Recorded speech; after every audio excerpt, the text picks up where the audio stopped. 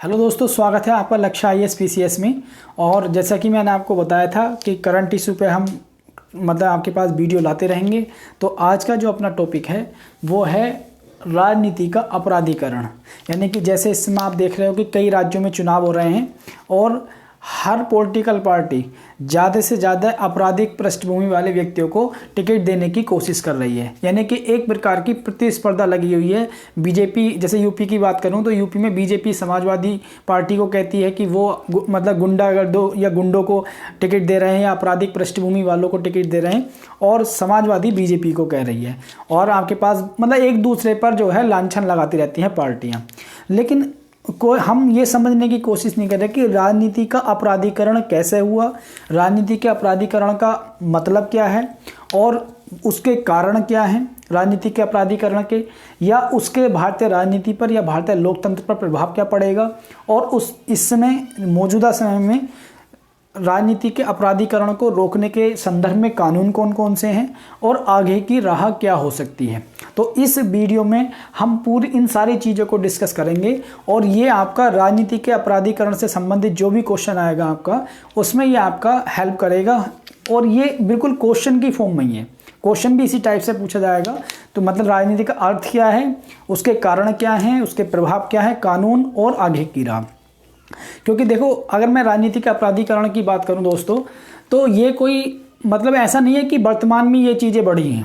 यानी कि जो आपराधिक पृष्ठभूमि वाले लोग हैं वो भारतीय राजनीति का, आपके पास लोकतंत्र में जो प्रतिनिधि वो बन रहे हैं आपके पास, ये आम अभी नहीं है कि अभी 2-4 साल से हुआ हो। जब देश आज़ाद हुआ उससे पहले भी राजनीति का अपराधीकरण था, लेकिन उस लेवल पर नहीं था। पहले क्या होता था, केवल जो माफिया लोग हैं, जो आपके पास आपराधिक पृष्ठभूमि वाले लोग हैं, तो नेता लोग उनकी मदद लेकर चुनाव जीतते थे। पहले आपके पास ये होता था कि वो मदद करते थे चुनाव जीतने में। आपने देखा होगा बहुत सारी फिल्में बनी हैं इन चीज़ों पर कि एक डॉन होता था माफिया, वो विभिन्न राजनेता को जो है चुनाव जिताने में मदद करता है। तो पहले ये होता था आज़ादी के बाद से, ठीक है नहीं। लेकिन जैसे जैसे भारत की राजनीति आगे बढ़ी तो ये जो आपराधिक पृष्ठभूमि वाले लोग थे, इन्होंने ये सोचा कि जब हम चुनाव जीतने में मदद कर सकते हैं तो क्यों ना हम राजनीति का अंग बन जाएं, ठीक है नहीं। तब इन लोगों ने अपने आप को राजनीति में उतारना शुरू किया और अपने आप को चुनाव की प्रक्रिया में लाना शुरू किया। और राजनीतिक पार्टियों, क्योंकि ये इनके पास धनबल बाहुबल होता है, और राजनीतिक पार्टी, कोई भी राजनीतिक पार्टी है, वो इस समय देश की लड़ाई नहीं लड़ रहे या लोकतंत्र की लड़ाई नहीं लड़ रहे या जनता की भलाई के लिए नहीं लड़ रहे, वो केवल कुर्सी के लिए लड़ रहे हैं। और कुर्सी को पाने के चक्कर में उन्होंने आपके पास ऐसे लोगों को टिकट देना शुरू कर दिया है जिनके पास धनबल बाहुबल हो, यानी कि वो पैसा भी खर्च कर सके चुनाव में और अपनी आपराधिक जो प्रवृत्ति है, आपराधिक जो पृष्ठभूमि है, उसके आधार पर चुनाव जीतने में भी सक्षम हो जाए। क्योंकि इस समय सभी राजनीतिक पार्टियों का मतलब केवल कुर्सी को हथियाना रह गया। लेकिन वो ये नहीं जानते कि जैसे राजनीति का अपराधीकरण हुआ है उसका लोकतंत्र पर क्या प्रभाव पड़ेगा, समाज पर क्या प्रभाव पड़ेगा। तो इसी संदर्भ में हम अपने वीडियो को स्टार्ट करते हैं। तो देखो, आपके पास पहला हम पढ़ेंगे राजनीति का अर्थ क्या है, ठीक है नहीं। तो इसमें अर्थ में हम पढ़ेंगे कि आपराधिक पृष्ठभूमि या आपराधिक राजनीति का अपराधीकरण का अर्थ क्या है। तो अर्थ में हम पढ़ेंगे कि आपके पास आपराधिक पृष्ठभूमि वाले लोगों का, ठीक है नहीं, जो भी आपराधिक पृष्ठभूमि वाले लोग हैं, तो उन आपराधिक पृष्ठभूमि वाले लोगों का या माफियाओं का, माफिया वो लोग होते हैं जो दूसरों की ज़मीनों पर कब्जा करते हैं या विभिन्न तरीके के गैर कानूनी कार्यों में जो है लिप्त रहते हैं। तो आपराधिक पृष्ठभूमि वाले लोगों का या माफियाओं का राजनेता के रूप में चुने जाना या फिर राजनेता के रूप में चुने जाना ही राजनीति का अपराधीकरण कहलाता है। यानी कि जो आपराधिक पृष्ठभूमि के लोग हैं या माफिया लोग हैं, वो आपके पास धनबल बाहुबली जो लोग हैं, उनका राजनेता के रूप में चुने जाना ही अपराधी का राजनीतिकरण है, ठीक है नहीं। तो सामान्य अर्थ की अगर हम बात करें, और अगर हम डेटा की बात करें, तो जो 17वीं लोकसभा आपके पास 17वीं लोकसभा का गठन हुआ, उसमें 539 सांसदों में से 233 सांसद ऐसे हैं जिन पर आपराधिक मुकदमे चल रहे हैं आपके पास। और अगर सुप्रीम कोर्ट में या विभिन्न न्यायालयों में लंबित मामलों की बात करें तो लगभग 4000 प्रतिनिधि ऐसे हैं, नेता ऐसे हैं जिन पर आपराधिक मुकदमे लंबित हैं, ठीक है नहीं। तो अभी आप ये बताइए कि जब ऐसे लोग चुनकर जाएंगे तो वो क्या जनता के लिए कानून बनाएंगे, क्या देश को आगे ले जाने की बात करेंगे। तो राजनीति का अपराधीकरण हमने सीखा कि माफिया और आपराधिक पृष्ठभूमि वाले लोगों का राजनीतिक चुनावी प्रक्रिया में आना और उसमें चुने जाना ही राजनीति का अपराधीकरण है। अब हम बात करें कारणों की कि क्योंकि ये चीज़ें एकदम तो नहीं हुई, बहुत सारे कारण होंगे। तो पहला कारण ये है कि राजनीतिक दलों की इच्छा शक्ति या मंशा, ठीक है नहीं, राजनीतिक दलों में इच्छा शक्ति का अभाव या उनकी मंशा। क्योंकि मैंने आपको बताया कि राजनीतिक दलों का मेन मोटिव है केवल कुर्सी हथियाना। उन्हें इससे मतलब नहीं है कि लोकतंत्र स्वस्थ कैसे होगा या लोकतांत्रिक प्रक्रिया कैसे आगे बढ़ेगी। उनका केवल मतलब है कुर्सी को हथियाना। और जैसा कि चुनाव होते हैं, चुनावों में इतना खर्चा होता है। अब आप ये लगाइए कि सांसद के चुनाव में 70 लाख रुपया तो चुनाव आयोग ने बोला है खर्च करने के लिए, और करोड़ों रुपया खर्च होता है। तो ऐसे में कोई सही व्यक्ति जो बेचारा ईमानदार है, पढ़ा लिखा व्यक्ति है, वो इतने पैसे की व्यवस्था कैसे करेगा। तो इसलिए जो राजनीतिक दल हैं उन्हें केवल सीट जीतनी होती है, तो वो ऐसे लोगों को टिकट देते हैं जो आपराधिक पृष्ठभूमि के हों, जिनके पास धन बल बाहुबल हो।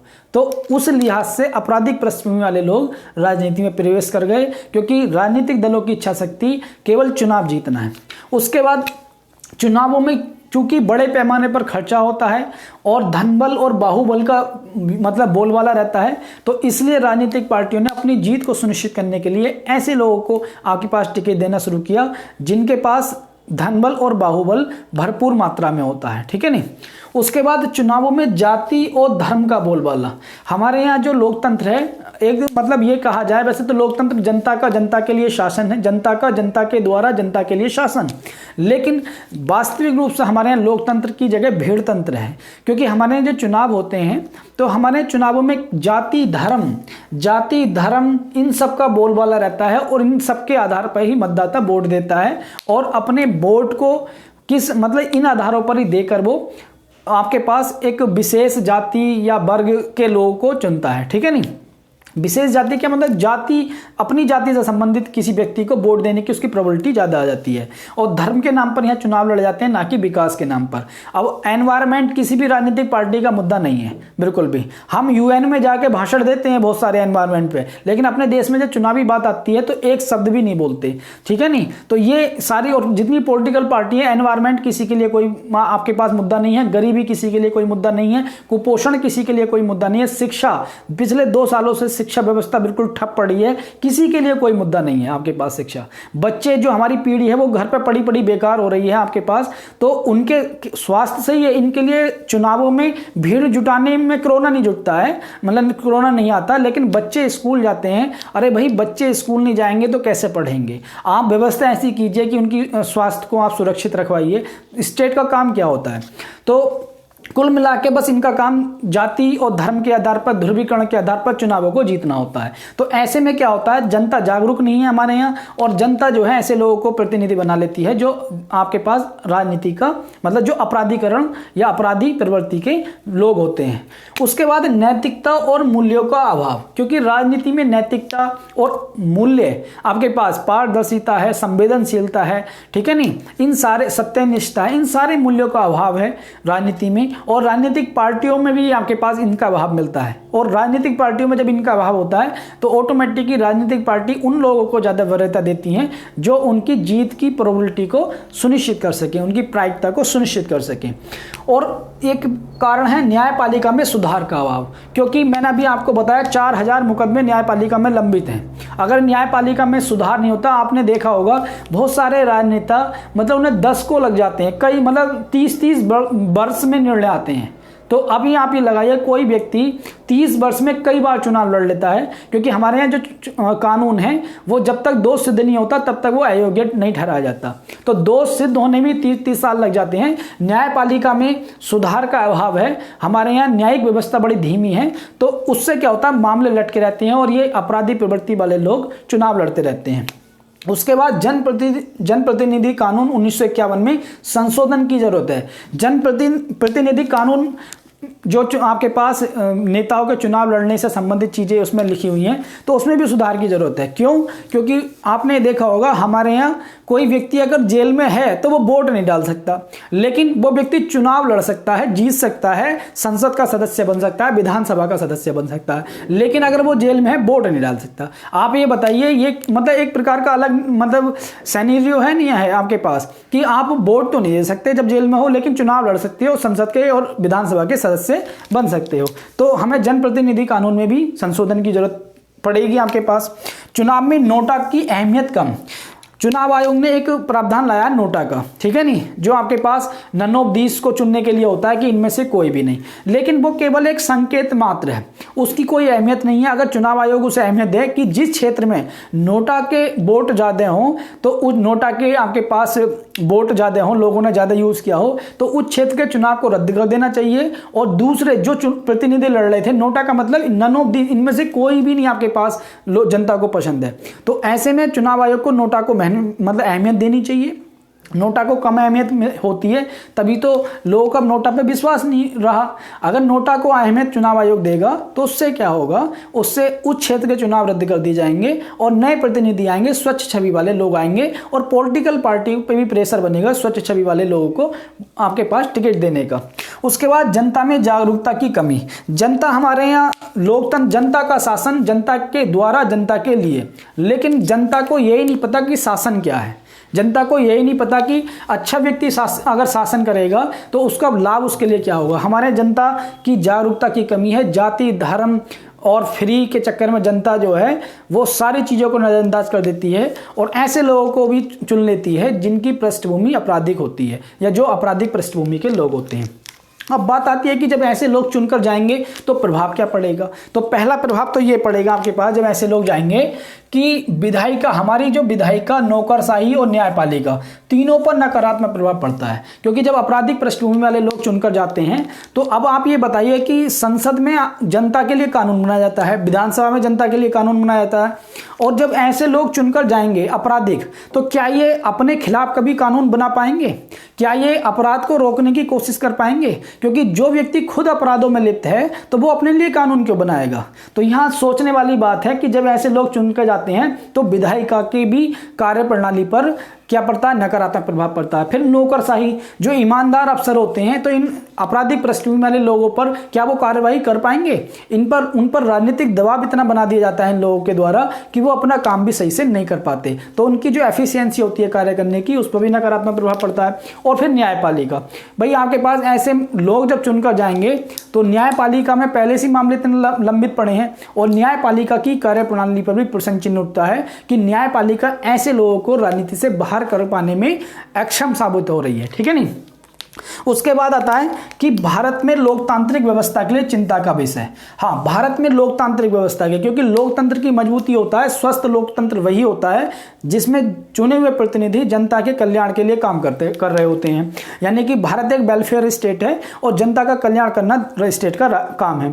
लेकिन अगर ऐसे लोग जाएंगे जो जिन पर भ्रष्टाचार के मामले हैं, जिन पर हत्या के मामले हैं, जिन पर रेप के मामले हैं, जिन पर लूट के मामले हैं, ऐसे लोग जाएंगे अगर संसद में, तो क्या वो कानून बनाएंगे? क्या वो जनता की सुरक्षा को सुनिश्चित कर पाएंगे? या वो जनता की से संवेदनशील होंगे, जनता के प्रति, जनता के दुखों को समझेंगे? या जनता के जो भी योजनाएं जनता के कल्याण के लिए लाई जा रही हैं, क्या वो जनता तक पहुंचाने की कोशिश कर पाएंगे? नहीं कर पाएंगे। तो उससे क्या होगा, स्वस्थ लोकतंत्र पर नकारात्मक प्रभाव पड़ेगा। हमारा जो लोकतंत्र का मोटिव है वो फेल हो जाएगा और लोकतंत्र भीड़ तंत्र की तरह काम करेगा।